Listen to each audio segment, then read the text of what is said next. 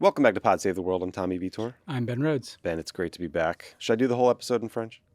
Yes, that'd be super impressive. Well, unfortunately, I can. Bien sûr. I can say things like, "You have a cute dog," and "Can I have some more wine, please?" Bordeaux. I was over in France at a wedding. I telling the Lovett and John this. I did a little Tom Friedmaning of asking people what they thought about politics and Uber Macron. drivers and the like. Yeah. Yes, not a lot of Macron fans at the moment, at least in southern France, which is more conservative, more rural. Well, probably not anywhere. Yeah. He's one of those guys who's like a little more popular outside of France than actually in France. I think that's right. His international adventures maybe don't wear that well. Yeah. In the farmlands. But thank you, Ali Velshi, for guest hosting. Ali's fantastic great. as always. Just such a smart, thoughtful guy. Great dude, super clear, super able to distill complicated things into very understandable. Yeah, and just has a deep experience covering it all. Yeah. Ben, while I was gone, a good friend of ours sent a message to me for our listeners, for you. Some might call it a gift even, that he wanted me to air on this show. Let's listen. I said a hip hop, a hip a hop, you don't stop around to the bang bang boogie, up jump the boogie to the rhythm of the boogie to beat. Skiddly bop, Scooby Doo, that's right, America, we love you. Fox News Channel, you should watch. 6 p.m. special report. It's really good, very fair, very balanced, very fair. I saw this, and I this is Brett Baer, right? Brett Baer at yes. some outdoor event on stage. I've become very serene about these people winning so much. Mm-hmm. And then you see something like that, and you're just too offended by it. That the Walter Cronkite of our time, Brett Baer, feels so on top of the world that he thinks that's cool. That's cool. Yeah, Fox News host Brett Baer. I don't know where he is. He looks like a drunk wedding guest who decided to kind of commandeer the DJ booth against the wishes of the bride and groom. Those of you who are watching on YouTube can actually see Brett and can see the clip. So that's another reason to subscribe to the YouTube. You'll get some exclusive content on top of that and also help us build up a broader subscriber base so we get better information into the algorithm. But mostly it's to see Brett's really weird shirt. Because it's white on the front. In the back, it's like a pattern. Well, he's always been a tight shirt kind of guy too, which, Well, no, it's like showing off the workout routine. Like he'd come to interview Obama, and Swolled up. Yeah, it's like just it's all right, man. Just chill out. We get it. You do your reps. Yeah, you don't have to tailor all of those shirts. We got a great show today, Ben. We're going to talk about a whole bunch of immigration news, including the latest version of Trump's Muslim ban, a crazy story about a bunch of migrants and ICE agents getting trapped in Djibouti. There's an update on some of the migrants who were trapped in El Salvador as well. Then we're going to talk about Trump's military parade this weekend and why it's hitting a little different here in Los Angeles. Yeah, seriously. From occupied Los Angeles. Home, yeah. We'll cover the news out of Gaza, including Greta Thunberg's Flotilla and the ongoing disaster of aid distribution there. We'll explain why there's this intra-MAGA war between conservative podcast hosts Mark Levin and Tucker Carlson that might determine whether or not we go to war with Iran.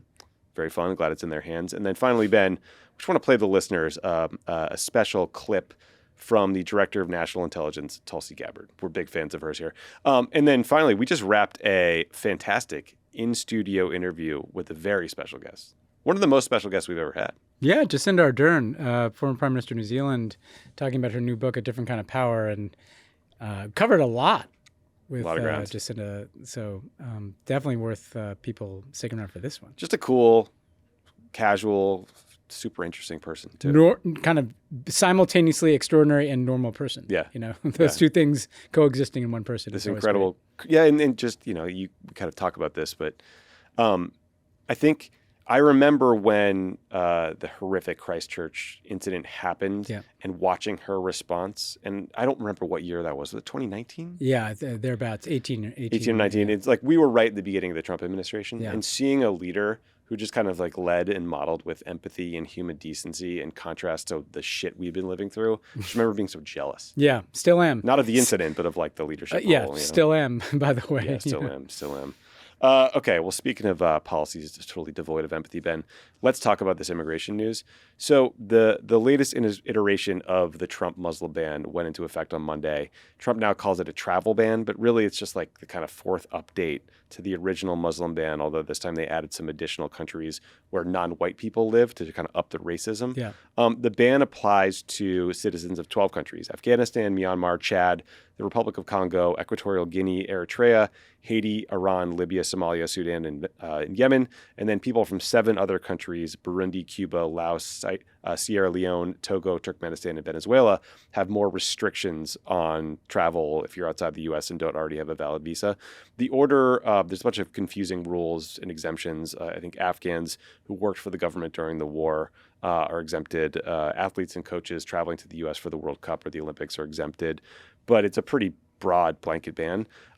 I do think, Ben, just to start, it's worth pointing out how incoherent Trump's immigration policies are if you zoom out. For example, the administration says it's not safe for any Haitians to travel to the United States from Haiti, but they're also getting rid of temporary protected status for Haitians and trying to deport Haitians here back to Haiti. Doesn't really make sense to me. Similarly, Libyans cannot travel to the U.S., but the administration is trying to deport a bunch of people from Vietnam, Laos, the Philippines, et cetera, to Libya. So again, pretty fucked up. But Ben, I mean, I think maybe the most remarkable part about this is just how little attention this is getting. Like, I know there's a lot going on. I know, like, you know, we're dealing with all the stuff we're dealing with here in LA, but it just feels like a really depressing example of how much worse things are under Trump 2.0. Yeah, the first time the Muslim ban evoked this powerful response, and people were going to airports and people were defending refugees, and now we see very little reaction to it. Just to point out a couple of things about this, beyond the fact that it's just crazy to kind of blanket prohibit, you know, hundreds and hundreds of millions of people from coming to the United States. In addition to singling out non-white people, which this does, in addition to singling out, in some cases, Muslims, a lot of these countries are countries that we broke. Mm-hmm. And bear in mind, by the way, we've already canceled the refugee program, right? That Trump has suspended any refugee admissions. So this is just, you know, not wanting these people to even come here. Go on down the list from Afghanistan, which really jumped out to me because they can say all they want about the U.S. government. I don't believe that they're going to go the extra mile it's hard to, you know, validate this with paperwork. To get the SIV visa holders. I agree with you. I don't believe them. Even the Biden administration, which seemed or said it was well-intentioned, had a very difficult time kind of being able to establish, you know, in ways that were easy for those people to come here. So to basically be at war in this country for 20 years, 40 years if you go all the way back to Reagan, and then we helped contribute to breaking this country and then saying, well, now you can't come here, even if you have family here, and there are a lot of Afghan Americans here. Maybe you just want to visit your family. There's a cruelty to that. But you can start with Afghanistan and then go all the way back to Laos, which I worked on a lot in government. And by the way, there's not like a lot of Lao. There's not some huge, it's a tiny country, right? Such a bizarre addition to the list. Yeah, and we have 80 million unexploded ordnance in Laos. Another country we broke decades ago fighting a secret war. And now we're going to say, again, you can't visit your families here because there are a lot of, from that time, Lao Americans. And so we have to bear in mind that this is separating families, essentially, through your immigration policy to keep certain people out for seemingly arbitrary reasons. And the only other thing I'd say, Tommy, is Marco Rubio. I'm going to stay on this beat. You know, the Cuba piece. Yes, the Cuba piece. This is a guy who, again, built his political career on standing up for Cubans. And now, at the same time that America's policies, again, common theme, America breaking countries and then not letting people in, same time that American policy is causing huge food shortages, malnutrition, all these challenges for Cubans, to try to say you can't come here. You have to stay in the place that we are hurting with our, you know, unlimited sanctions. It exposes, among many other things, Marco Rubio's personal hypocrisy.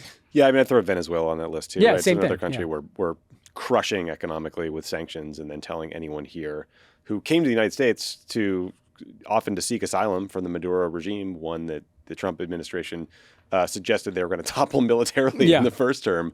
Now those people aren't allowed here at all. And if you're here, you have to go home. It's disgusting. Another example of the, I think, absurdity and cruelty and incoherence of Trump's immigration policy that's worth talking about was this crazy story in the Washington Post about 8 migrants and about a dozen ICE agents who who are now trapped at a U.S. Navy base in Djibouti. These guys, I assume it's all guys, they've been literally living out of a repurposed shipping container since late May. Djibouti, for those who don't know, is a tiny little country in the Horn of Africa. It's literally one of the hottest places in the world, like one of the top 10 hottest countries on average. And the people there they're in a shipping container. Again, they have respiratory infections. They're trying to avoid getting malaria. They're at risk of rocket attacks from terrorists in neighboring Yemen. And the administration, the story is even more cruel. The administration had been trying to deport these migrants to South Sudan. None of them are from South Sudan. But a federal judge in Boston ruled that it violated a court order prohibiting the Trump administration from sending people to countries where they aren't citizens. But instead of just flying these guys back to the U.S. and figuring out a plan B, the administration has just been forcing them to rot there, and in the process is even putting their own agents at risk. For example, there's smoke from these nearby burn pits that locals are using to dispose of trash and human waste, and the smoke is so bad that ICE officers are sleeping in N95 masks at night. There are 3 sets of bunk beds for 12 total agents. You do that math.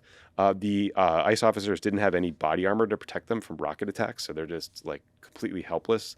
And it's just a disaster. And Ben, I just thought it was an instructive story because the specifics are absurd, but also it tells you that the administration doesn't give a shit about anyone's life and safety, including their own people.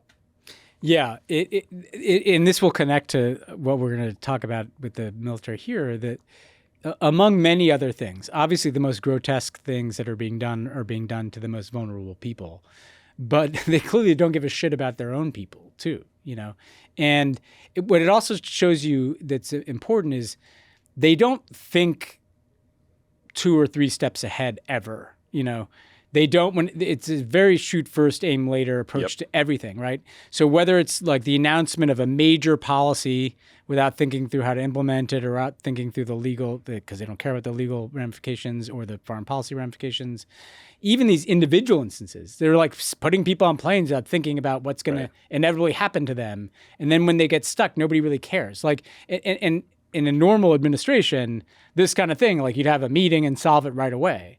And they don't seem to give a shit about that, right? And they love places like Djibouti's a fascinating place because in addition to being this major U.S. military base, there's a Chinese military base. I think there's a French military base. They just 6 bases. To get money, they just rent land to people, which kind of suits the Trump administration's worldview of these places that are just going to become way stations for what used to be way stations for the war on terror are now way stations for immigration policy. It's an interesting way in which you see the war on terror infrastructure, whether it's Guantánamo, Djibouti, is now an infrastructure for moving around their inhumane immigration policy. That's exactly right. I mean, Djibouti is a place where they fly a lot of drones. And to your Gitmo point in the ready, fire, aim approach, I just saw the Politico reported the Trump administration is currently vetting another 9,000 migrants to potentially send to Guantanamo Bay, where they would be held temporarily before getting deported to their country of origin. That could start as soon as Wednesday when this episode comes out. But come on, guys, do you really think that creating sending more people to Gitmo is going to be a simple and easy thing? No, it's going to create massive legal challenges. We've already seen this. Yeah. This is, again, to be self-critical, this is why we should have we tried to shut it down, but the more that thing stays open, it's just this kind of one problem begets another. Maybe the original sin was keeping a military base in Cuba that wasn't really ours to begin with. Yeah, we should just concrete the thing. I don't know. Yeah, seriously, we should have paved that thing over. One last sort of immigration point, Ben. So after months of being told we couldn't get him back from El Salvador, Kilmar Abrego Garcia has finally been returned to the United States, where the Trump administration immediately indicted him for conspiracy to transport and transportation of undocumented immigrants. It all dates back to this traffic stop in Tennessee a few years ago. Listeners probably remember that Abrego Garcia was the Maryland man who the Trump administration admitted was wrongly sent to El Salvador. They made a mistake. He will now be prosecuted and presumably face trial. But Ben, there was a bigger picture thing that I wanted to talk with you about. I was talking to a friend sort of in the human rights world about how Democrats could be going on offense on this issue. And this person pointed out to me that Trump is trying to say that this new partnership with Bukele is about being tough on gangs and tough on terrorism or whatever. But in reality, what it is him getting into bed with Nayib Bukele, whose political career is built on the back of cooperation with gangs like MS-13. Like Bukele cut deals with these gangs when he was running for office. They helped round up votes for him in poor areas. He basically he protected their leaders. And Bukele's ask of the gangs was not to stop murdering people. It was to stop displaying the bodies publicly and just disappear them better. And so right now, 9 of the highest-ranking MS-13 leaders are on trial in New York for these terrorism charges. The prosecutors in that case have detailed the way Bukele partnered with these gangs. And surprise, surprise, now Bukele is trying to cut a deal with the Trump administration to bring back these gang leaders to El Salvador before they can testify against him. And there's a court record from back in April that shows how prosecutors are trying to they're talking about ways to dismiss the charges against one of the gang leaders for, quote, sensitive and important foreign policy considerations. So clearly, like, they're just saying, like, I don't know, Rubio is telling us we have to do this to get this guy back because Bukele wants him. So it's interesting to me, like, there is an opportunity here. It's a complicated story, but we can make the case that this isn't a tough on crime partnership. This is like a dirty, corrupt deal with an autocrat who is now trying to cover his own ass. Yeah, and it speaks to the broader like corruption thing. And I wrote about this for the Times the other day. But essentially, Trump is in league with all these, quote unquote, strong men from around the world who completely personalize power in their interest, right? So Bukele, he wants power. And if one way he can do that is he cuts a deal with these guys, they get to, take care of a bunch of their most important interests. And people are just being disappeared still in El Salvador. Crime is objectively down, but like some people are disappearing into prisons. Some people maybe are just disappearing to gangs. Apparently they're finding mass graves from these gangs too. Exactly. So he's now just approaching foreign policy in the same way that Bukele does. He's acting like that. It's like, well, it's all personal. So this guy's my buddy. He's literally in league with the MS-13 type gangs that I demagogue relentlessly on the campaign trail, but I'm actually going to protect him from that being exposed because he's one of my guys, And it's basically Trump being a part of like a global cabal of people. They're all kind of looking out for each other, doing favors for each other, like protection racket style. While like we're not benefiting from this. No. Like our life is not getting better because people who've never committed crimes are being sent to prisons in El Salvador, right? The fact that, we are able to get somebody out of those prisons puts the lie to the fact that somehow like we're powerless to ask Nayib Bukele to do anything. And the fact that Nayib Bukele might be able to get MS-13 gang leaders sent, that's the opportunity. I hate to say it as an opportunity, but like if Trump does that, that's when you're like, wait a second, time out. Yes. I thought we didn't like these gangs. Why are we sending them down to Bukele? That's what I'd like to see. I'd like to see the entire New York delegation. Maybe Senator Chuck Schumer leads this, or somebody sends a letter to DOJ saying you cannot possibly deport these people who have been indicted on terrorism charges in exchange for this dirty deal on migration. Like I do think that's a thing that could break through. Ben, you mentioned our upcoming military parade. So our listeners in DC are going to get to enjoy that parade this weekend, this like kind of North Korea, Russia-style fascist parade. It's reportedly going to cost $45 million. I think that number will probably go up once these tanks destroy a bunch more streets in DC that were not built for M1 Abrams rolling around. It's going to feature reportedly 7,000 soldiers, a bunch of tanks, helicopters, even some rocket launchers. I think those like MLRS systems that the Biden administration fought about around Ukraine forever. The Army Golden Knights are going to parachute out of a plane to present Trump with a special birthday American flag. So I'm very excited for him there. Here's a clip of Trump talking about his upcoming military parade from Monday. We've rebuilt our military largely, little low on ammunition. That's because it goes out very fast to other countries, one in particular, but we'll get that back very quickly. There's no military like our military. We showed that with ISIS. I was told by the television generals it would take 4 years to win, and we did it in 3 weeks, and it was headed by General Raisin Kane, who's now the chairman of the Joint Chiefs of Staff. He's great. Just left him. I sort of have to laugh at these people. Well, you're going to spend a lot of money. A lot of that money is being paid for by me and people that make donations. I don't know if you know that. A lot of it won't even come out of the military. I think I can say that, Susie, right? And it's not my birthday. It is my birthday, but I'm not celebrating my birthday. I'm celebrating Flag Day. It happens to be the same day, so I take a little heat.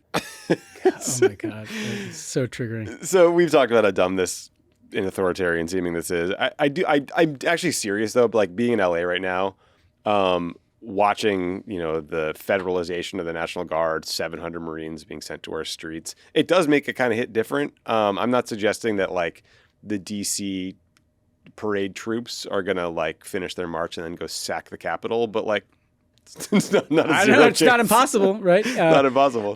I'm going to be pretty dark about this today, and I think it is because we're like a few miles away from a totally crazy and unnecessary deployment of National Guard and Marines in response to, to protests, largely peaceful, no request for them.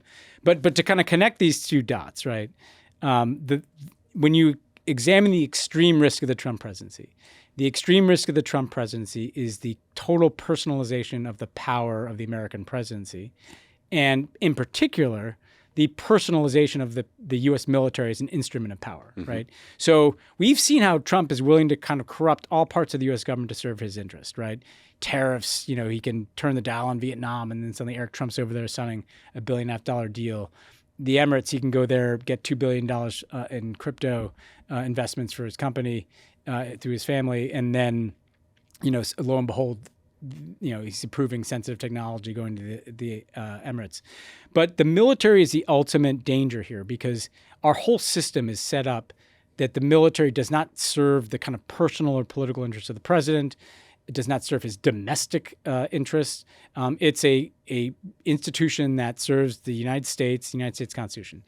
The thing that links these two stories, LA and DC, is he's using the military for entirely kind of his personal interests. Yeah. So in LA, the military is being used to serve his personal interest in his immigration policy and his probably desire to pick a fight with blue state governors in a multicultural city.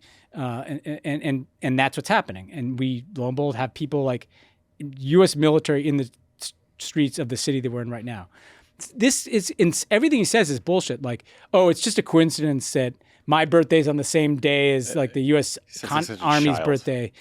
Everybody knows he's won at a parade. He's said that for a long time. And it's a sign of how much the frog has been boiling that when he first raised this like 9 years ago, people were like, this is nuts. And now it's like, oh, sure, he's doing it.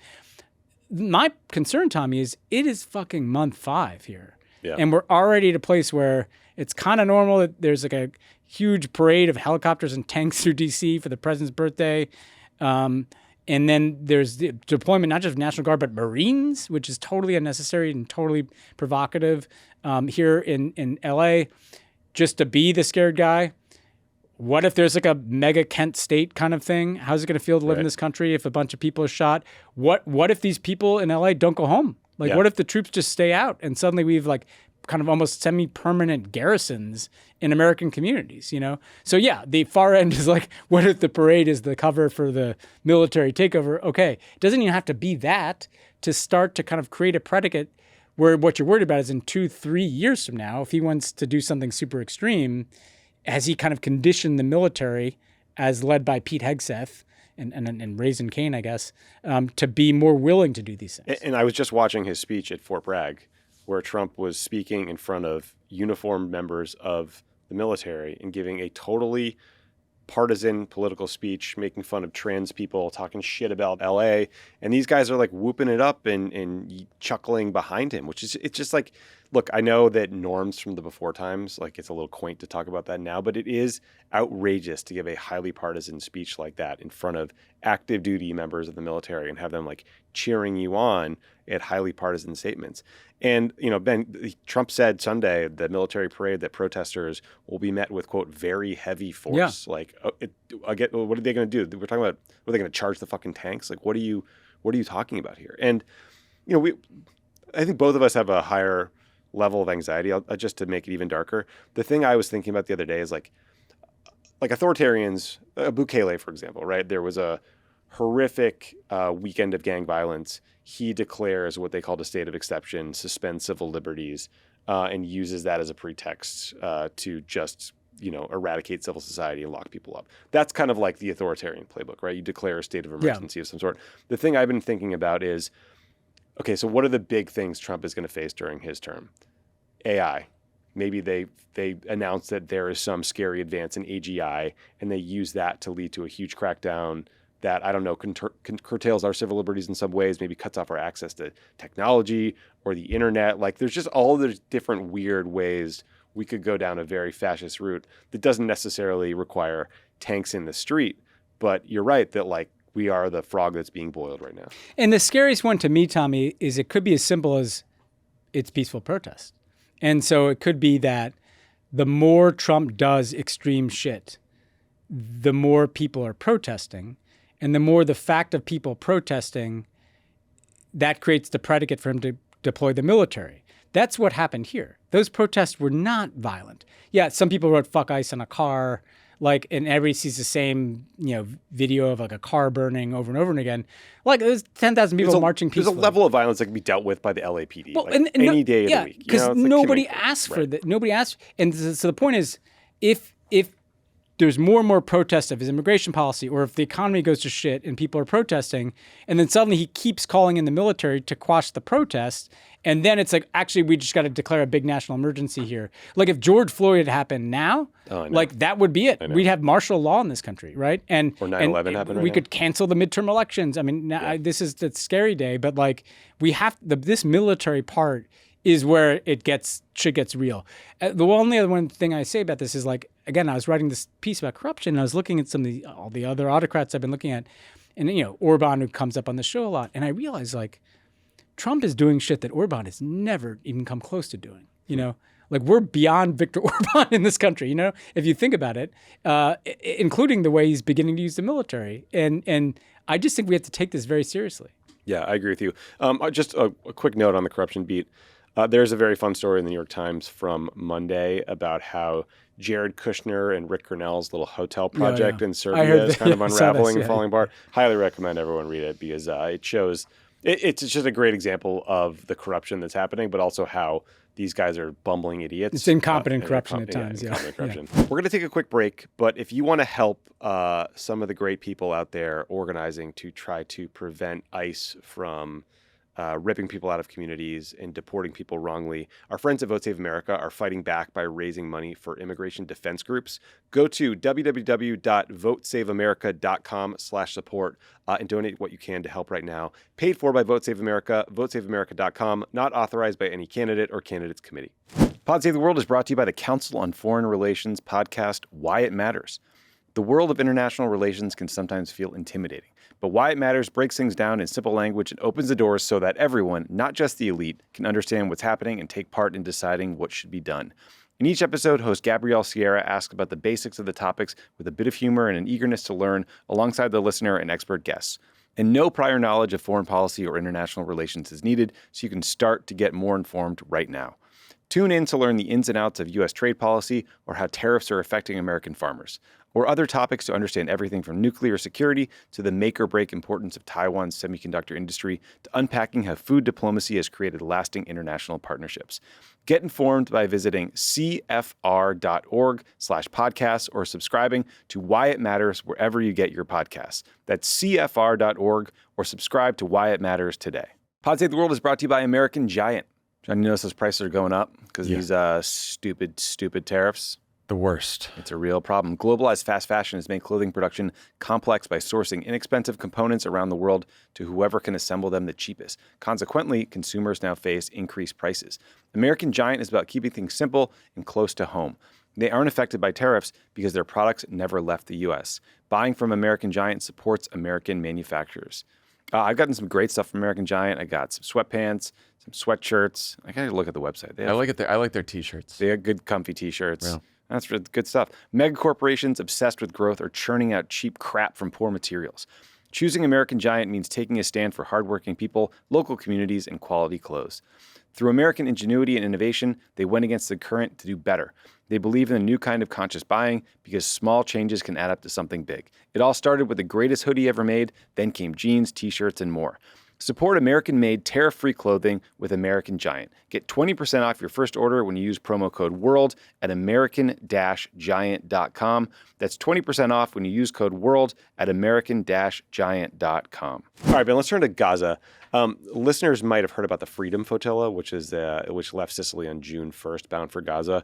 This was a ship that had 12 activists on board, including Greta Thunberg, and French member of the European Parliament, Rima Hassan, as well as a sort of symbolic amount of aid. I think it was like formula for babies and some other diapers. Stuff like that. So the hope was to defy Israel's military blockade, but the ship was intercepted by the Israeli Navy in international waters on Monday. The passengers were taken ashore. They were given medical exams. Israel's defense minister, Israel Katz, also ordered the IDF to, quote, show the flotilla passengers the video of the horrors of the October 7th massacre.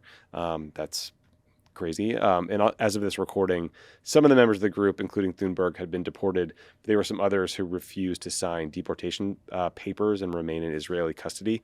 Thunberg accused Israel of illegally kidnapping her in international waters. Trump was asked about this earlier today. This is what he had to say in response. Kidnapped by Israel, as she says? Was she kidnapped?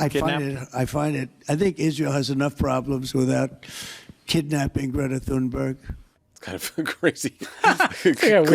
Weird, glib response. Ambiguous answer, yeah. Yeah, so Ben, Israeli officials were trying to dismiss this, calling it the selfie yacht and saying it was a PR stunt, to which my response would be like, yes, it was about PR. They're trying to raise awareness. Yeah, that's what activists do. That's what direct action is about. Yeah, that's it. I think people who are kind of mocking this, I just wanted to point out that in 2010, there was a much larger flotilla of like 6 ships that were trying to deliver aid to Gaza. The Israeli Navy intercepted them. They boarded the ships. On one of them, they met some resistance that led to a firefight. And the IDF killed 10 activists. They wounded dozens of others. Israeli soldiers were wounded. So that incident also led to this like massive multi-year rupture between Israel and Turkey because the Turkish Foundation was behind the 2010 flotilla. But it's just a way of saying that, like, okay, make fun of these people all you want, call it a selfie boat, but like these things can go south real fast. Yeah, and I also think that the reaction is pretty telling because, first of all, to the people that kind of get bent out of shape about this and they don't like Greta, I mean, what do you have against? Why are you so triggered by a group of people trying to like sail some baby formula to Gaza?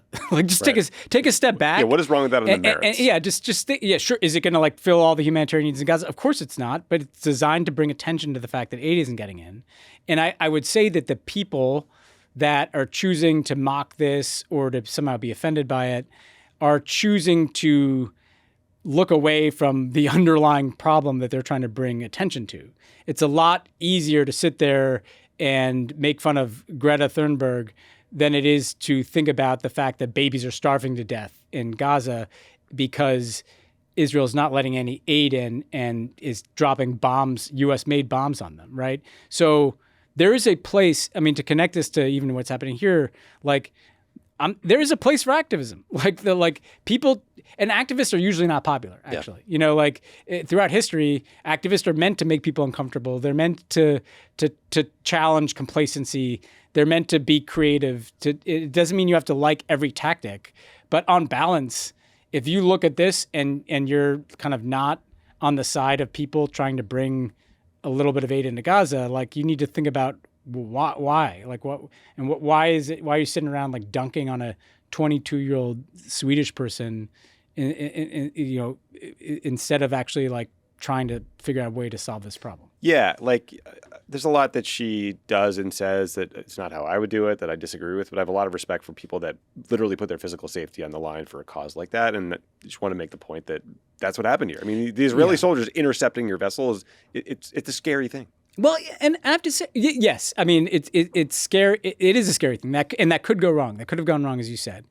I'll also say in defense of her and like even some other activists who like, there is a role for some people who are just totally uncompromising. You know? Like her role has always been, and it's pretty telling that when it's climate change, some people are like, what a hero Greta is, you know, and then it gets to something like this.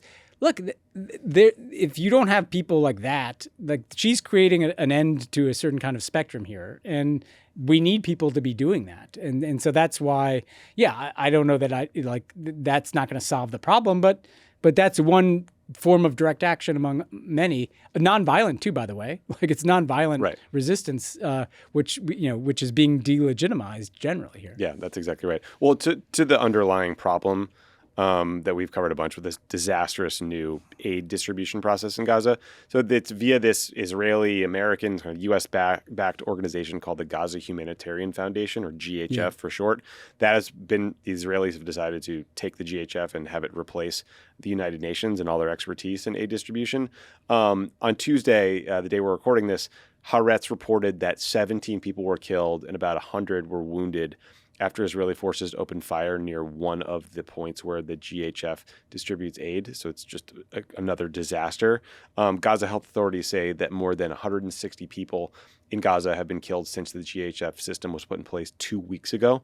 And more generally, it's not working. Like, aid is not getting to people. People are going hungry. There's chaos all the time. People who are sick or old or young can't get to these distribution points. So it's a catastrophe. And also, Ben, I did not realize, did you know that the Boston Consulting Group had worked on this GHF plan?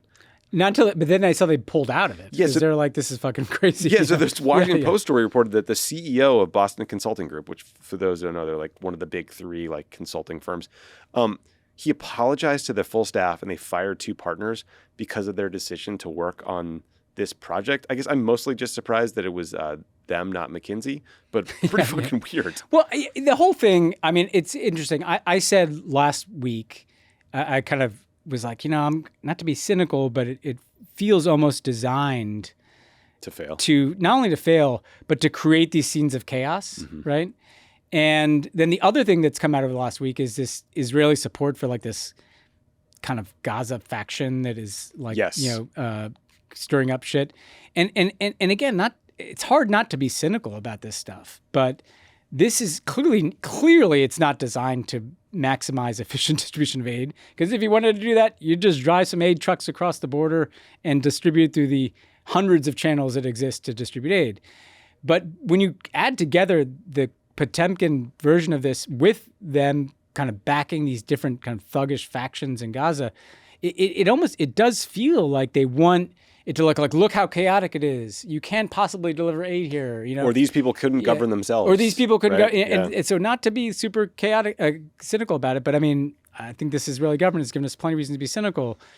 I kind of feel like they are maximizing these scenes of chaos, which don't need to exist, because if you rolled trucks across the border and gave it to all the existing sites, you could do this. Yeah, and the reports you mentioned that they say the Israeli government is arming these clans in Gaza who are opposed to Hamas. So there's no way that will end badly. Just arming more people in Gaza. Yeah, and those clans are not going to like take over Gaza. It's not an alternative leadership build. If you wanted to build an alternative leadership in Gaza, we talked about this like in October, after October 7th, get the Gulf Arabs together, get all the Arab states together, find the younger technocratic people. Palestinian Authority. It's not just like funding clans to like fight Hamas. It's like that's a recipe for internal conflict and more chaos. It's like a bottom-up leadership building. Yeah, but don't worry. The State Department is considering donating $500 million to the GHF.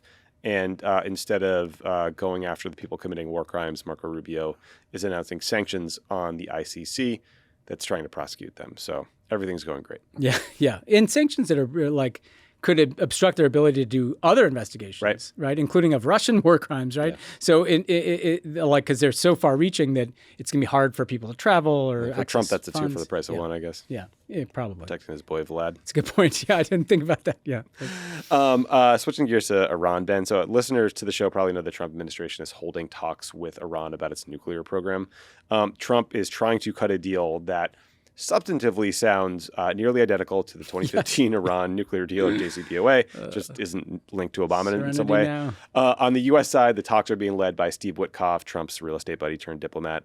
The 6th round of these talks is going to happen on Sunday in Oman. But Ben, what is fascinating to me is what's happening behind the scenes in this lobbying war for and against diplomacy with Iran that's happening within MAGA. So Politico had a great piece on this with a bunch of interesting detail, like the fact that conservative talk show host Mark Levin had lunch with Trump last week in the Oval Office to lobby him. Levin reportedly told Trump that Iran was days away from getting a nuke, which is not true, and urged him to let Israel strike Iran. Levin was also joined by a Republican mega donor, because why not have a mega donor there when you're talking about blowing up Iran? there's also been this coordinated PR campaign that I think we both noticed over the past few weeks in all the Rupert Murdoch's publications, like the New York Post, attacking Steve Witkoff personally. And then Ben, last week, off for the week, but I was on a train, I think, and I was scrolling through, and I came across this like op-ed length screed from Tucker Carlson attacking Mark Levin on Iran in this meeting.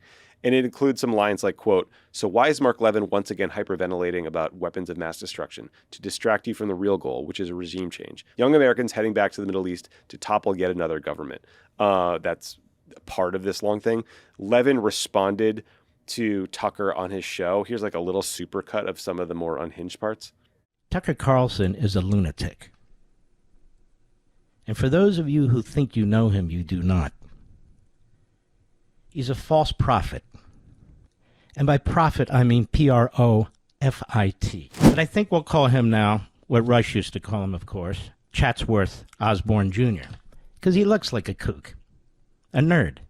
Used to have the bow tie. Why is Tucker a special pleader for Iran? Why is Tucker a special pleader for Qatar? Why is Tucker a special pleader for Putin? He likes to portray himself as an opponent of the elites, but the idea of negotiating with Iran rather than striking its nuclear program militarily is as close as you can get to a Washington elite establishment consensus. By the way, he sounds like a preppy boy, doesn't he? He didn't go to my high school, I can tell you that. What the hell happened to you, you jerk? So, Ben, very fun. Oh, God. Fun to watch these guys fight. Delicious. Weird to side with Tucker on this one. Yeah. But a little worrisome to know that like a Twitter war between Mark Levin and Tucker Carlson could determine whether we But go there's to a war. real war. Yeah. This is, look, to start with the substance and then work our way to this kind of fun intramural activity. All reports are that the Trump people are prepared to accept a deal in which there remains some limited domestic enrichment capability for Iran. Right, with some sort of sunset period, right? Like over the course of a few years before they transition to some other entity that might be internationalized to get them the materials. Which the Iranians don't believe. They're saving face. This is a face-saving thing because for the Iranians, they don't believe in certainly more than 4-year time increments. Right. Because they've seen that no deal. Because they're smart. Every American president, because they're not fucking idiots and they've seen what's happened. And so they could promise to do things like 8 years from now. Like, who gives a shit? Because we've seen America break that promise. But anyway, if they make a deal, whatever they say about it, whatever they say about sunsetting and everything and all the rest of it, if they allow Iran to continue to enrich any amount of uranium on their soil, and that's like spinning some centrifuges to enrich uranium, it's basically the same thing as Obama's Iran deal. And these people like Mark Levin, like they know that because they lost their minds over that. Mm-hmm. By the way, knowing fucking nothing. I mean, this guy does not understand. He's not like some expert on nuclear technology, right? Like Mark Levin is not there scrutinizing like the distribution of the uranium mines to the mills, to the centrifuges, and understanding like what can ensure that it's not going to be weaponized. We want to talk about profit. Like this guy's profited off of fear mongering about Iran like for the last 15 years, you know? And so the first point is, I just want to lay the marker down. If they don't dismantle the entire nuclear program, if they allow this capability, it's basically just a JCPOA, and the Republicans know that. Now, in terms of their internal... And by the way, it's weird for us to talk about, right? Because obviously we want this deal to get cut. I want it to get done. I'm not giving Trump a pass and pretending that in substance it was a good idea to pull out of the JCPOA. No, it's fucking in the first insane. place. We could have stayed in and renegotiated the terms of the deal and not allowed Iran to enrich enough, 60% enriched uranium for 8 bombs, which is where they are now. Trump, pulling out of this thing was totally stupid and self-defeating. Joe Biden not returning to the Iran deal the first week of his presidency and instead being afraid to touch it was incredibly stupid and self-defeating. I assume maybe because they were worried about the Saudi reaction? No, they were worried about Congress, I think. Okay. They were worried about losing Bob Menendez, Gold Bars Bob. Oh, no, not him. The chair of the Foreign Relations See Committee. that prick advocating for a pardon, saying Obama locked him up because he opposed the Iran deal? Yeah, and by the way, lying when he said that too, because he had the dates all wrong. Right. He's like, the day before the Iran deal was announced, they were brought up in charges. In fact, those were months before the Iran. Everybody's full of shit. Bob, go buy some Trump coin. Yeah, okay, don't tweet. We all know how you get a pardon. Get your gold bars, guys, to buy some crypto. meme coin. And so, but there's, as we've talked about, there is a real substantive divide in the Republican Party between the guys like Mark Levin who can't stop playing the old hits. Yes. You know, they're still on the like neocon, like regime change in Iran 100%. and like, you know, we got to go and fight everybody. And then the guys like Tucker and Steve Bannon who are like the populists, like America Firsters. And there's an interesting intellectual difference underneath this guy, a grown man being like, he has a bow tie and he's a nerd. You know? We call him a nerd. The clip is so unhinged. Yes. Yeah, look, I don't like Tucker Carlson, but God damn it, does he make some sense sometimes? Like, here's another from this screed. Quote, a war with Iran would amount to a profound betrayal of Trump's supporters. It would end his presidency. That may explain why so many of Trump's enemies are advocating for it. So he gets a little crazy at the end by calling Mark Levin an enemy. But it's fascinating that, you know, Tucker is able to say the truth.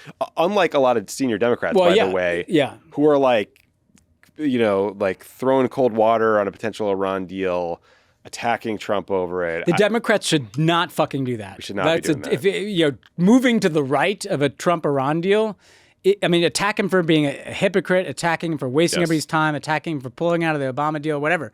But attacking him from the right, this is where Levin is also wrong. The Washington elites did not support the Iran deal. Like they looked down their nose at, what is Obama doing? Like all the think tanks and sure we held some our own nerds, like the non-pro experts. There's the plowshares. Yeah, exactly. Like my guys. Yeah, but we didn't. The kind of foreign policy establishment was very skeptical, making a deal with Iran because they're always worried about their right flank. And our party needs to have a more mature version of the debate that the Republicans are having, because our reflexive caution on diplomacy, or lifting serious sanctions, doing a deal with Iran, is incredibly self-defeating. And a good test of this will be if there is a Trump-Iran deal, the Democrats are like, you know what? This is poorly handled and stupidly done, and he's a hypocrite, but I'd rather have this deal, versus those Democrats are going to be like, I stand with Israel and we need to not a screw of Iranian nuclear facilities should exist. That's going to be heard by Americans as these guys don't get it. They're still the fucking war party. Yes. On the politics and on the merits, Democrats need to embrace diplomacy. A friend of the pod, Matt Duss, had a great piece on this in foreignpolicy.com. We should be for Trump's Iran diplomacy. If it fails, it fails, but we should be in favor of diplomacy. We should be in favor of lifting sanctions on this new Syrian government and trying to give it help it succeed. There's plenty of other things that Trump's doing for you to be angry and so many bad things happening. So many bad things he is doing. I could make you a long list if you need it. But I don't know why Chuck Schumer is attacking Trump for being all over the place on Iran. Because it's on foreign policy, it's never stopped being November of 2001 to Chuck Schumer. It's so frustrating. Yeah, it's deeply frustrating. Finally, Ben, speaking of the foreign policy Illuminati, the biggest thinkers out there, the most influential and important and brilliant people, we wanted to play you guys some excerpts of this truly insane video that our Director of National Intelligence, Tulsi Gabbard, tweeted out earlier today. Let's listen. I recently visited Hiroshima in Japan and stood at the epicenter of a city that remains scarred by the unimaginable horror caused by a single nuclear bomb dropped in 1945, 80 years ago. Yet this one bomb that caused so much destruction in Hiroshima was tiny compared to today's nuclear bombs. Just one of these nuclear bombs would vaporize everything at its core: people, buildings, life itself. And then comes the fallout. Radioactive poison spreading through the air, water, and soil, condemning survivors to agonizing deaths or lifelong suffering. Political elite and warmongers are carelessly fomenting fear and tensions between nuclear powers. Perhaps it's because they are confident that they will have access to nuclear shelters for themselves and for their families. What the fuck? I didn't see that coming. What the fuck? So it's up to us, the people, to speak up and demand an end to this madness. We must reject this path to nuclear war and work toward a world where no one has to live in fear of a nuclear holocaust. Okay. So many thoughts. The score. So yes, that was one of them. It came from her personal account. We cut it down from like 3 minutes to whatever that was, 1:20, because it was just way too long. But there was like no additional context. Like, is she talking about Iran? Is she talking about Ukraine? I share her desire to not live through a nuclear holocaust. She lost me a bit. Like, the elites all have bunkers, fallout shelters. Like what the hell was that? I don't know. Why is the DNI doing this? All right, I have thoughts here. Number one, if you and I end up in a white padded cell with no furniture and lights on 24 hours a day, the thing that will happen in that cell is that voice will be piped in with that score, and we'll go fucking out of our minds. We'll be like in a fetal position in the corner. That violin at the end, I will never unhear that. That's the first thing. Second, what is absolutely so fucking frustrating about the whole Trump milieu, right? From Maha to Tulsi to Trump to Bannon to Tucker, is they talk about this stuff. I agree-ish, I guess I do, with what she's saying. She's a part of administration that is going to spend more and more money building and modernizing nuclear weapons. Right. Part of an administration that has no arms control agenda to negotiate with the Russians and the Chinese to reduce nuclear weapons. Pulled out of a bunch of so treaties. they pulled out in the first Trump term of like the last remaining treaties, except for Obama's New START treaty with Russia. So they bank the credit for being like, isn't it crazy that we have these nuclear weapons and we have to live in this fear? When then they at the same time, they're the ones tearing up arms control agreements and spending trillions of dollars in nuclear weapons. And also, and this is the last thing, the people with the bunkers are their supporters. The people that finance their entire political project are the exact people who've got property in the Canadian Rockies and in fucking New Zealand. The reason that they probably want to conquer Western Canada is because they already have land there. Because they want to land there after the nuclear climate apocalypse or whatever apocalypse it is. Tulsi will be on one of her own helicopters up there. And so she's like playing into this kind of weird populism about it, but it's their movement. Dude, sorry. The part where she starts talking about how the elites have their own fallout shelters, like that was the most shocking swerve. Stop calling people like you and me elites anymore. Like you guys are the elites. We're not. You're in charge. You're in charge of the U.S. intelligence community. You're in charge of everything. Like what's more elite than running the U.S. intelligence community? You guys are in charge of the White House, Congress, every agency, the courts, the media. Have you looked at the ratings numbers for Fox News versus like CNN? When does that become the establishment media? They get better ratings than networks. It's wild. Ugh. It's wild. She is just such a confusing person. She's confusing because I'm like, well, I kind of agree with some of this, but then I'm like, wait a second, Also, what if we just had that score playing behind us? Yeah, I would love to know. Kind of gets in your body. I some reporters listen to this. If you're still listening, please, someone just dig in. Like Alex Ward or someone at Politico, just dig into how this thing got made, what the context was, why it came out now. Why now? Is this her responding to Mark Levin? What is happening here? I don't know. Is there going to be nuclear war? Or is this like her we need to side with Russia instead of having I heard it as the elites are trying to get us into war with Russia. Yeah. I heard it as... Yeah, I could hear it as Russia. I could hear it as Iran. I don't know. Finally, Ben, before we go to our interview with Jacinda Ardern, we wanted to send lots of love to our producer, Ilona, and her new baby boy, Luca. Yeah. Excellent name. Welcome, Luca. Excellent name. We miss you, Ilona, but we're so happy for you guys. Yeah, very excited for you and very excited for you to get to spend time with that little guy. Yeah, and 2 kids, it's not 1 + 1. It's not 3, but it's not 2. It's an exponential change. It's simultaneously much easier with the baby and exponentially a logistical challenge. Yes, the logistics. The logistics get hard. Yeah, you're lining up logistics for you are more like play dates in this. It's an Uber driver for me. Yeah. Yeah, for me it's is there any chance we could line up 1 hour of the naps on Saturday so that I can just lay down? No. And usually no. Yeah. Although my kids, Hannah and I have been so jet lagged from getting back from Europe. Both of us were up at 4:15 today. It's great.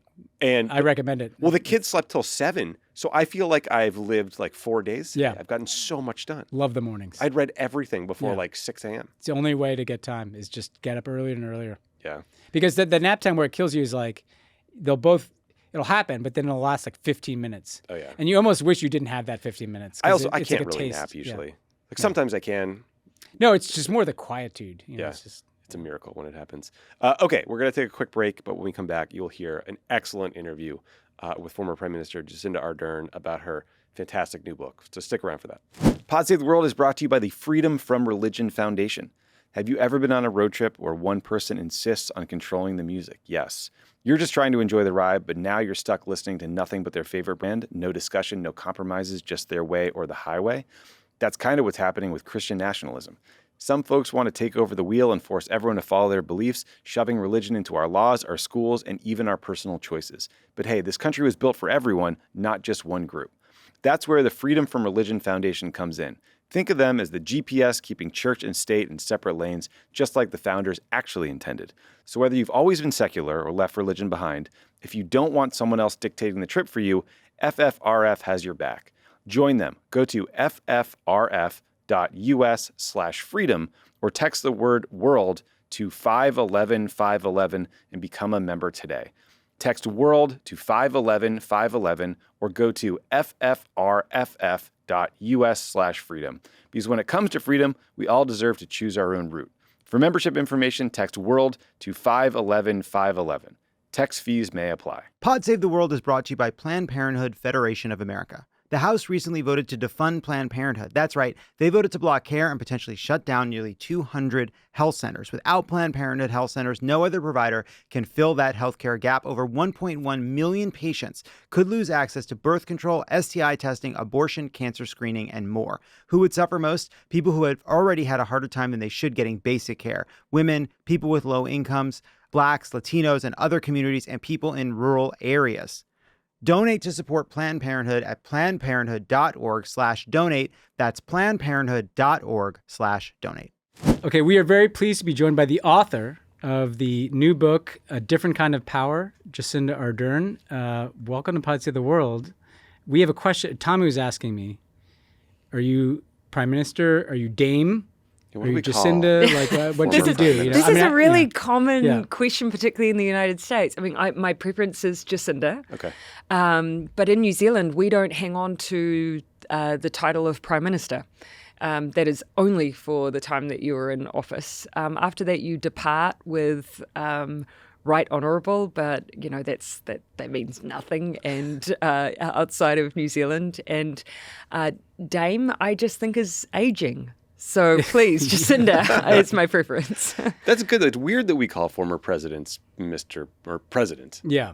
They're not president anymore. Yeah, it is really, it is interesting. I mean, this is why I think in New Zealand you end up with a few honorifics, a few titles that are unrelated, just to spare confusion. Yeah. Because you do find in New Zealand in the preferred Prime Minister polls, ex-Prime Ministers will still exist there for a while. So let's just not confuse things by people believing they're still in office. Yeah, well, and when I hear Dame, I think of like Judi Dench or Me something. too. Yeah. I mean, a great, wonderful, like, privilege and honor to be in that company. Yes.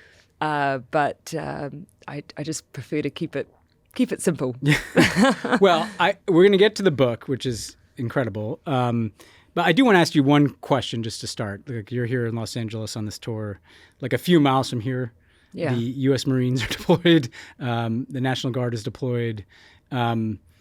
What is it like as you've been living in the United States for a brief time now, but as someone who's not American, can you share a perspective of like what this looks like kind of from the outside in to see the U.S. military in the streets like this?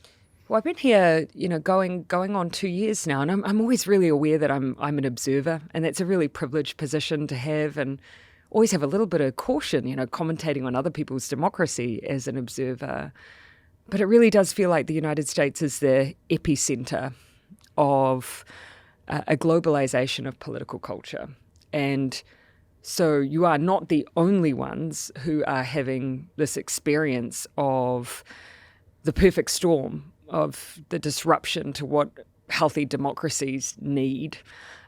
But you are having the experience first in the most extreme ways. When you think from the trajectory of January 6th, then, of course, through the Trump re-election and the manifestation of his particular style of politics and leadership, to now what we're seeing manifesting in the streets, added with mis and disinformation on top of that. It's a pattern that we are seeing in other places, but you are seeing it first and you're seeing it in a very extreme way. Well, yeah, I mean, I want to take this back into the book because, I mean, one of the things that's been interesting watching your political career is not by any choice of yours. Your leadership is sometimes contrasted with our current presidents. But, you write about a different kind of power. You've talked a lot about bringing empathy to leadership, empathetic leadership. And reading the book, which people should definitely, it's personal, it's evocative, it's funny, it's not like a traditional political memoir. It's very human, kind of like you were as a leader. There's an excellent blurb on the back from Ben Rhoes. Forgive me if I'm repeating the blurb. No, I appreciate it. But you trace all the, we learn about your community. We learn about like your faith journey from Mormonism out of the church. We learn about mentors. You don't need to know about New Zealand politics to find this interesting because you're also, Tommy, like I was struck, you're a staffer who became prime minister. It's like every staffer's like secret dream, right? It was not my secret dream, by the way. Well, it was unlikely, right? But the question I would ask is, on this question of, yes, you have this kind of theory of empathetic leadership, but in writing the book and telling your own story, what did you learn about yourself as a politician by going back and trying to about where it came from? Yeah, and I think that in itself is something because, you get so used to as a politician talking about your origin story. How did you end up on the pathway to politics? And people ask you the question because they, I think, understandably, see politics as an unlikely career choice, particularly in these times. So people want to know why you're motivated to be in that place. And for me, there were certain things I could always point to. It wasn't politics itself. It was the fact that politics was a place where you could make change. Most of the politicians I've worked with have been motivated by that more than the cut and thrust. But, as I was writing that story that I thought was really familiar to me, the thing that stood out to me was all of these early manifestations of some traits that I've had my entire life that I saw as weaknesses, imposter syndrome, or you might call it a confidence gap. The fact that I was, always wore my heart on my sleeve. And so that meant from time to time, that I would come out and, perhaps bring a bit of emotion to an issue. You hug people. I hug people because that's instinctively what, I lean into. All of these things that, we're taught, and I certainly believed were weaknesses that I had to somehow overcome. The course of writing the book, it really reaffirmed to me that actually they brought strengths with it. When you think about what you do to overcome a confidence gap, when you think that you're not the right person for the job or the best person, you prepare. You bring in advisors, you bring in experts because you've got a bit of humility in the way that your decision-making processes work. And in crisis or unknown circumstances like a pandemic, those are probably pretty helpful traits to have, let alone, I think, the strength of empathy as well. So it was reaffirming, I guess, in some ways. I want to ask about what you as a leader learned during COVID about the value that citizens put on life. The kind of jumping off point for this question was there was an article in the New Yorker that said the following. An opposition politician named Brooke Van Velden declared at a medical technology conference that Ardern's administration had put far too much emphasis on saving lives. Quote, when it came to COVID, we completely blew out what the value of life was, she said. I've never seen such a high value on life.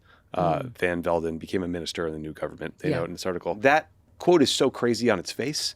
But I want to sort of unpack the sentiment a bit and understand like maybe what you learned about what value people put on the lives of others versus their own personal freedom and how that impacted choices you had to make. Yeah, and this is such an interesting question because in policy making and in government policy, there are some areas where there will be called to put a number or a calculation on human life in that way. And when I think about, for instance, we have a scheme called ACC in New Zealand where, you are compensated for injury or accidents or, in some cases, loss of life.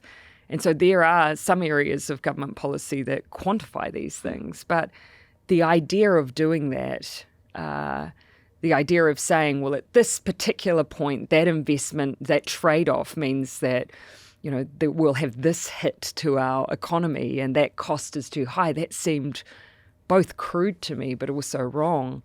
And I think the point that perhaps is being missed in her statement was that she's making a claim that there was a trade-off, when actually our view was a strong response to COVID was a strong health response was the best economic response.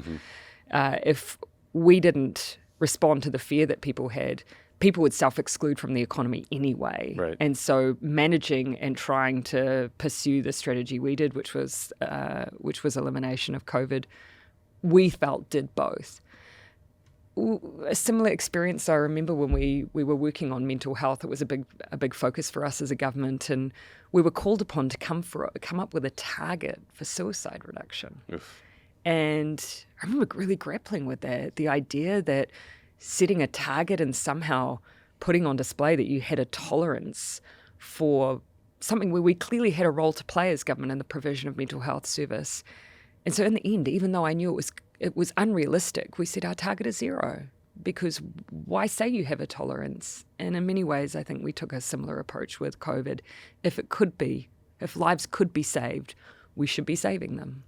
It also made me think about how frustrating it is in politics as a leader to try to get credit for avoiding bad things. Like I think about the early Obama years, the financial crisis, him rescuing the auto industry, pointing those things out quickly wore thin with voters because they were just pissed about the recovery not being fast enough, you know, and sort of like the political incentives.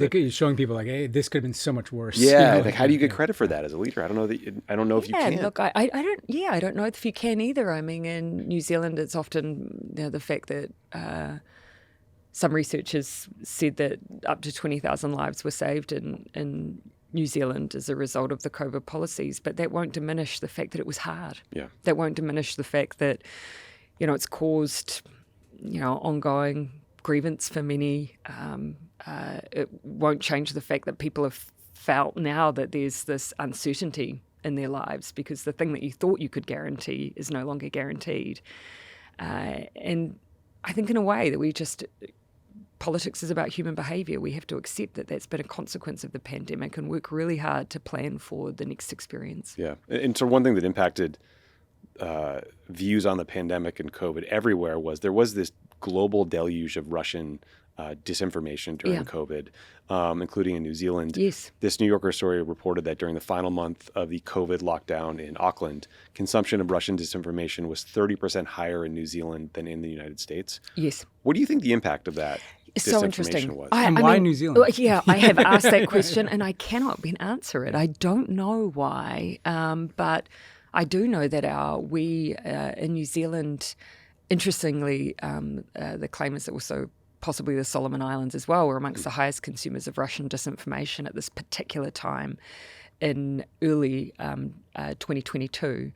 And the result of that was 6 days after, one of the results we see in that time period is 6 days after the convoy in Canada causing the blockade, we had the same in New Zealand.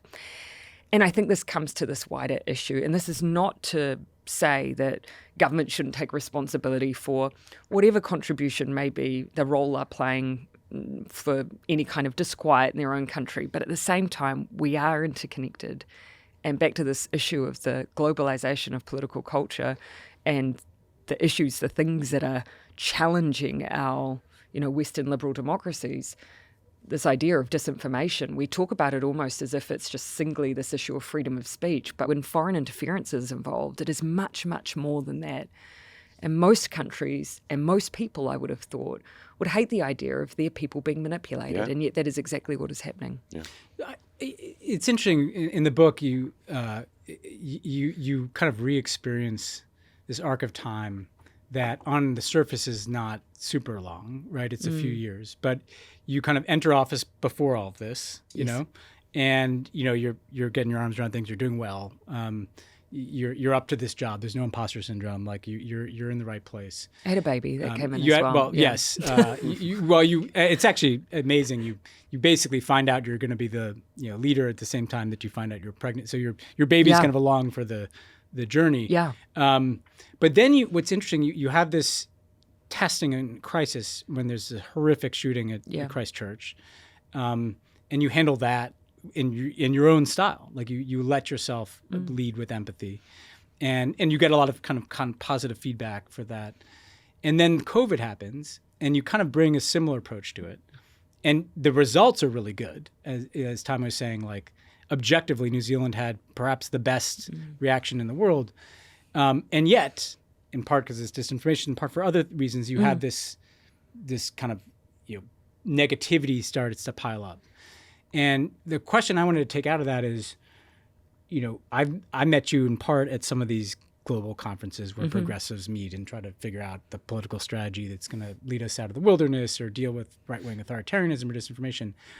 But I keep wondering, and a lot of people obviously have wondered this too, like, do we even have our minds around how much COVID changed politics globally? Like what the before and after of COVID? And not just in terms of like, hey, there are these right-wing parties that took advantage of, grievances over lockdowns, but that there's something that happened in kind of the society itself, or even inside of individuals, where things just seem to get meaner and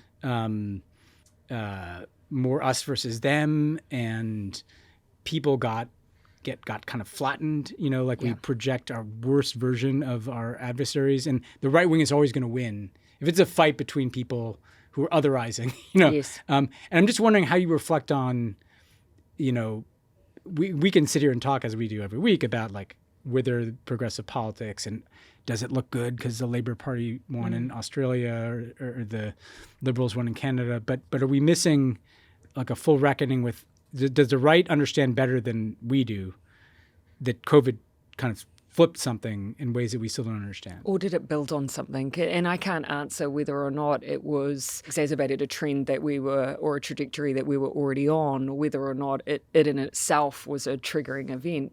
Either way, you're right that we have seen a change over a period of time. And I'm really interested in what some of the global surveys tell us, and the Edelman survey on trust, for instance, which tries to take a bit more of a global perspective. In there you can see that there has been an erosion in institutions over time that did predate COVID, but now when you look at the 2025 numbers, what's really interesting there is you don't just see the trust issue, you see an increase in grievance, a deep sense of grievance. In fact, 60+% of people with a sense of moderate to severe grievance, not just in governments, but also in private institutions.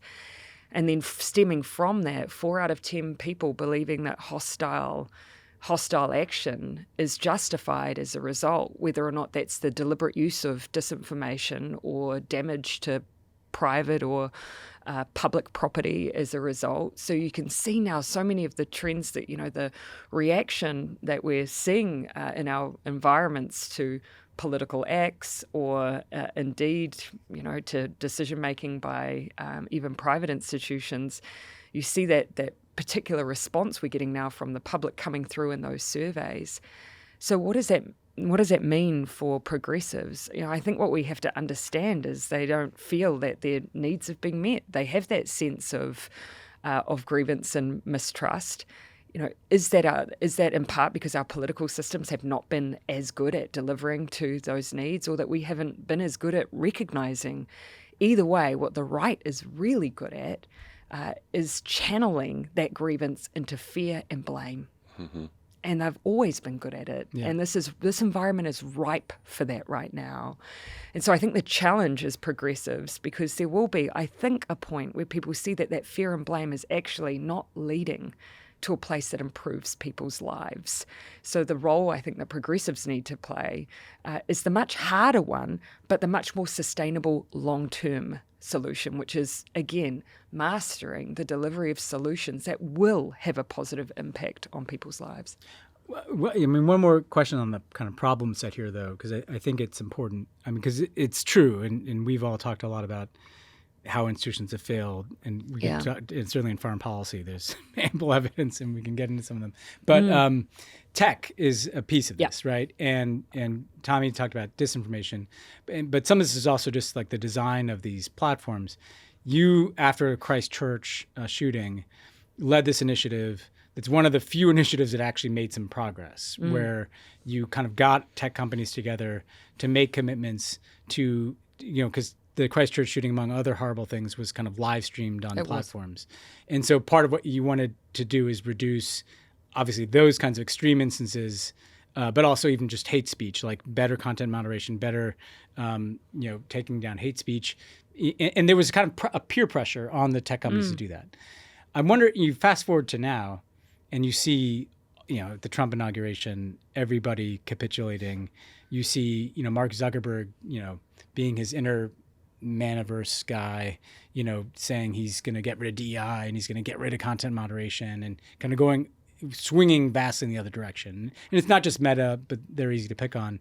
And they deserve it. But like, because like sometimes I'm like, well, yes, it's all true. We need to do better, all these things. But it's a little bit hard when, in addition to having like a belligerent far right that's good at grievance, you have platforms designed to supercharge it. And how do you look at some of these people that you partnered with in the Christchurch call, as you watch them take down the guardrails and kind of become almost defiantly the worst version of themselves at the most dangerous time for that to be happening? I think one of the reasons why the Christchurch call was successful was because the rallying cry, the unifying factor, was the agreement that we didn't want a world where terrorism and violent extremism existed online and in the offline world, and that's still the case now. Again, just to put a bit more detail behind the reason that it was established, we had a white supremacist from Australia who came into New Zealand with the objective of trying to create a pseudo-warfare between cultures and groups, because he believed New Zealand was too multicultural and inclusive. So not only did he target Friday prayers to maximise the number of victims and took the lives of 51 members of our Muslim community, he live streamed it on Facebook for 17 minutes. And then that video was uploaded onto YouTube once every second for the first 24 hours. So we had, two goals. On the face of it was, if an incident like this happens, how do you stop the spread of it as a further weaponization, as a further victimization? And there, the tech companies, we worked closely together. We created a crisis protocol that's been deployed more than 300 times since the Christchurch call, and we just haven't seen that same proliferation that we did in our experience. But more than that, how do we address radicalization in the online environment? And so coming back to that unifying feature of targeting violent extremism and terrorism online, because we at least surely can all agree that we're safer without that. That has to be the call to maintain people at the table, but we can't have this disconnect where somehow we just focus on the manifestation without any acknowledgement of the environment that's creating that in the first place. And that's what we continue to work on. One of the arguments that we've made is we have to understand the algorithmic journey that individuals are on in the online environment. So let's just give researchers the ability, whilst protecting the privacy and, of course, the proprietary issues that need to be protected because we believe in a free, open and secure internet, how do we still give, though, researchers access to understand that journey? Because our terrorists very openly claim to have been radicalized on YouTube. And if we understand that journey, then we're better equipped to address it. And surely, Republican, Democrat, progressive, conservative, surely it is in our interest to answer those questions. The other thing sort of spreading like wildfire on social media has been anti-vaccine sentiment. Here in the U.S., Robert F. Kennedy Jr., our Secretary of Health and Human Services, just fired 17 experts who oversee, the data that decides whether you should get a vaccine and when. And he's, arguably the most prominent face of this movement. But it's one that is across political perspectives. I mean, Ben, you live in Venice. I'm sure you talk to a lot of acquaintances and friends who are like, well, I don't know, this kind of Robert F. Kennedy guy, he's saying some interesting things. Yeah, there's a little maha over this there. Make America Healthy Again thing. What's wrong with that? What's wrong with making America healthy again? Maybe he does have a point on these vaccines. And I just wonder, again, given your experience living through this, what you make of the fact that we had this miraculous, unbelievably fast development of highly effective COVID vaccines, followed by a bump in anti-vaccine sentiment. And if you have thoughts on how we can make sense of that, but also get those people back and get their trust in science again. Yeah. And there's so many things at play here. One being that actually for vaccines, this is long been, vaccines almost, I feel in some ways like it's in its category of its own, because it has been, there's been that push and pull and that, the issue of, particular groups in our communities who have had that hesitancy for decades. Mm-hmm. I still remember some of the debates over MMR in the 1990s. So I think the bulk of the groups that we're talking about are in the hesitancy category rather than the smaller subset of the anti-category. Right. And when you're in the hesitancy category, it is about understanding the question of human behaviour. How do we ensure that people are able to access information that they trust? And so that, again, plays into all of these other issues that are at play here. When you've got an environment where there's an erosion of trust in institutions, an erosion in trust in government, there's a big job to be done to rebuild, because the consequence is, I think, a growth in some of these issues and questions by community and the public. And the elevation of Robert F. Kennedy Jr. to a leadership role. Yeah. Not great for us And here. all I think about, from my own region is the impact of measles outbreaks, and the very real consequences on children's lives. And it's devastating to know that these preventable diseases are increasing in prevalence. Yeah. I called our doctor and said, should we vaccinate our now one-year-old early, because there was this growth in the measles outbreak. Yeah. One very different question. Vice News described New Zealand as, quote, apocalypse escape destination for America's elite. What's up? Why are all the billionaires building bunkers in New Zealand? I mean, maybe this is where science kicks in. I've always been told that New Zealand's the best country in the world to be for nuclear fallout. So maybe this is... Did you get lobbied by people who wanted to build the bunker? No, I wouldn't call it lobbying. I get a lot of commentary around how do I come, what's the process? I remember during the first Trump election, there was a spike on Immigration New Zealand's website for people looking up relocating to New Zealand. So it's been a theme for a while. I think it's probably just carries that perception, understandably, as being a beautiful place to be. So if you're going to leave home, maybe that's not a bad alternative. And do you can you put into context for us the friendly or rivalry with Australia? How should we... Canada and the United States. Okay. Yeah. Okay. So similar. So you're going to annex them? So you're Canada in this analogy. Yes, that's right. Okay. Although, so at least Australia's not trying to take you over. No, and look, from time to time there's jokes about New Zealand as a state of Australia. But the thing that I think might be slightly different, I can't comment on this though, is that we have a very, very, friendly rivalry, except if we find one another out in the wild, in the world, then immediately it's very familial. It's almost as if you've found a fellow country person. Yeah. So it's a very close relationship. We have the ability to reside in one another's countries, so it's pretty special. So I'm going to pivot off of this to a much weightier thing, but I did want to ask you about it as opposed to every other topic that we've had on this. I did want to ask you because actually, and it actually does connect to the Australia-New Zealand point, right? And so here's how I'm going to walk into this subject. There we go.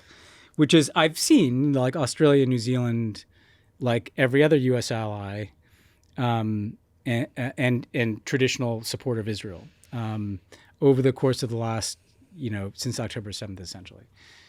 Try to figure out, you can kind of sense a discomfort in some quarters, at least, particularly progressive circles, about we kind of plug into this global security architecture that kind of routinizes kind of taking Israel's side, and supporting them. And yet, in certain places, and certainly we've seen this in certain European countries, you can sense that is creating real tensions inside of their own, certainly the center left to the progressive side of politics. That's also happened here in the United States, where inside the Democratic Party there are these splits between people who kind of instinctively are supportive of Israel, but then other people who are absolutely horrified at what's happening in Gaza. And to kind of connect this whole circle we've been talking about. Because it connects to everything from prioritizing life, we were talking about with COVID, to addressing the cynicism that people might feel about institutions.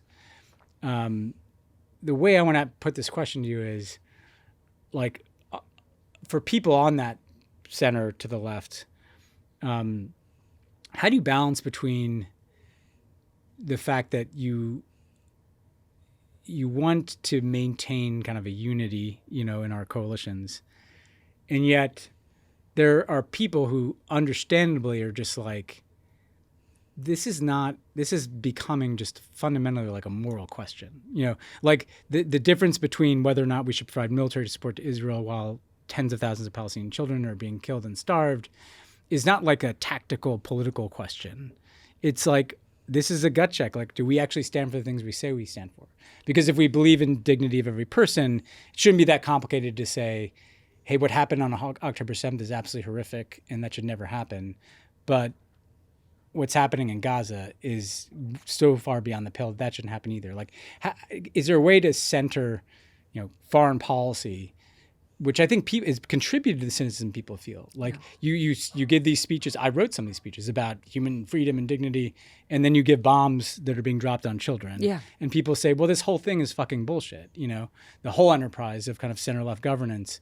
I mean, I know it's a huge wind-up. I like, what prism do you evaluate how people should make decisions about an issue like Gaza when it seems like at core we're now in a moral space and not just a tactical policy or political question? Children. Yeah. The moment children are at the center of, this question, this, what you've framed as a foreign policy question, and they are paying the price, then you're absolutely right. It is a question of morality.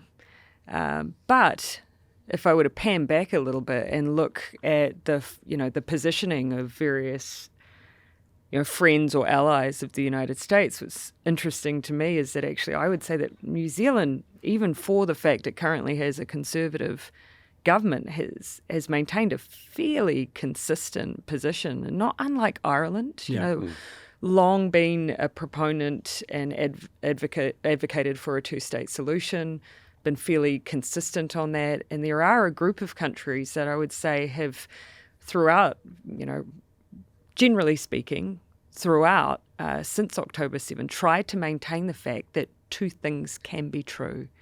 And this is the thing I found so striking around where we find ourselves with the horror of Gaza, is that two things can be true. You can both stand against what happened on October 7 and condemn absolutely the violence that was thrust upon people on that in those events, call for the return of those who were taken, and simultaneously take a position that what is happening now in Gaza is absolutely wrong. Two things can be true, and yet we seem to be in a situation where holding one seems in some people's minds to be in opposition to the other.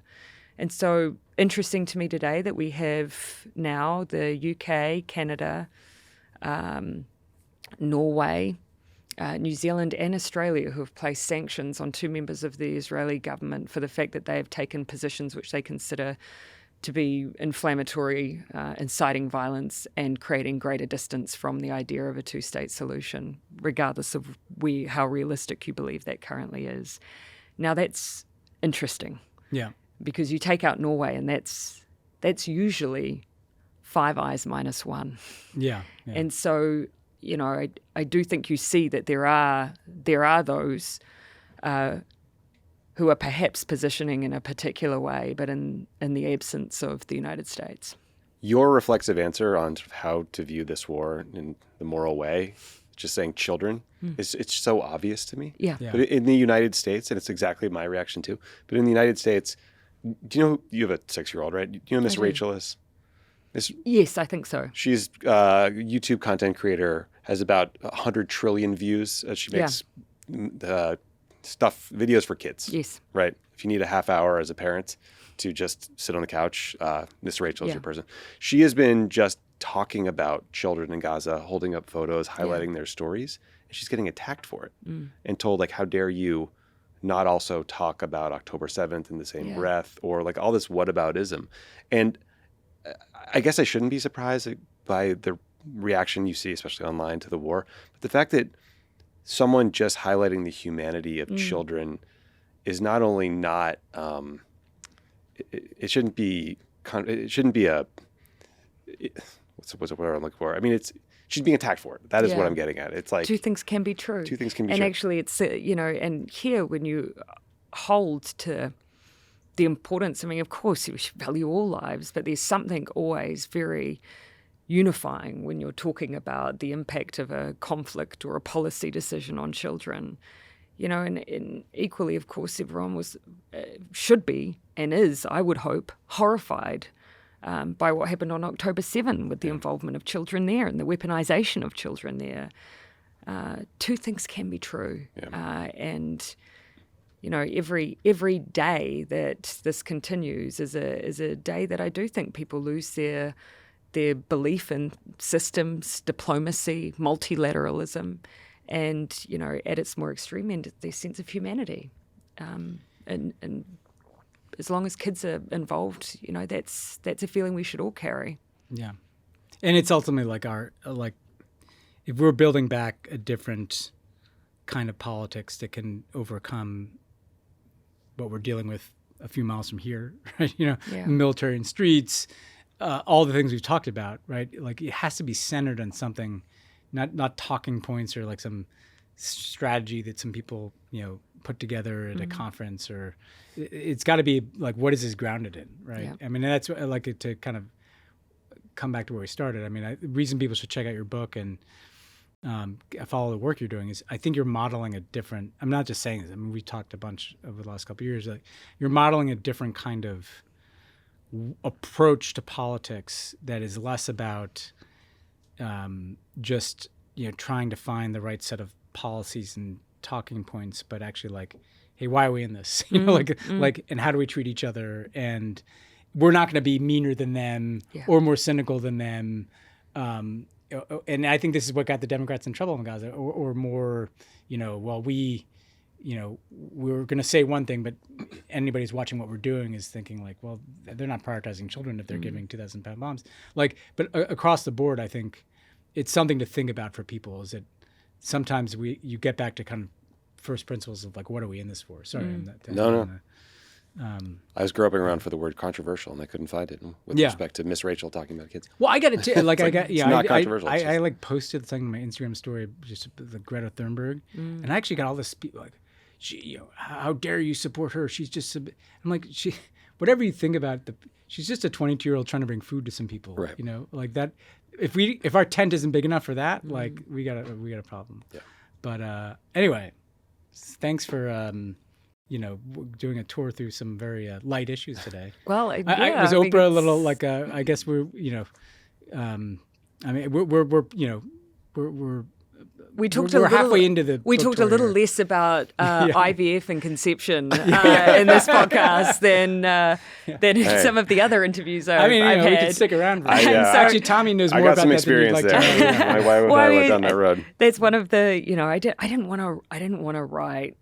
A book that was focused on, the ins and outs of New Zealand politics from 2017 to 2023. Instead, it's just a story of how it feels to lead and what it's like behind the scenes. And for me, it was trying to also balance a surprise pregnancy after not being able to, after failed IVF. And all the ups and downs, and maybe a little bit of humor in there as well. What is she watching if she's not watching Miss Rachel?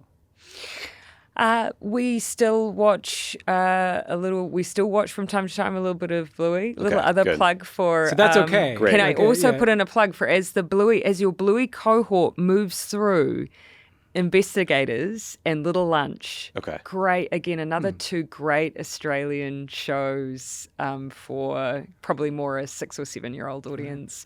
And this is a demonstration that we can get along. Yeah, you can get along. And also that there's a lack of investment in public television in New Zealand. Bluey. What a guy. I love Bluey. All right. Well, I can't top that. We really encourage people to pick up the book, A Different Kind of Power, and really thank you for dropping by here in person. Thank you so much for having me. And best of luck with the rest of the appearances. Thank you so much. Take care, guys. Thank you. Thanks again to Jacinda for joining the show. I couldn't call her Dame. No way. Yeah, I mean, these British titles or British Empire or Commonwealth titles, whatever you want to call them, it's hard to keep track. I can't keep track of them either. There's like a different. It's too many. It's like yeah. the military. That's it. We'll be back next week.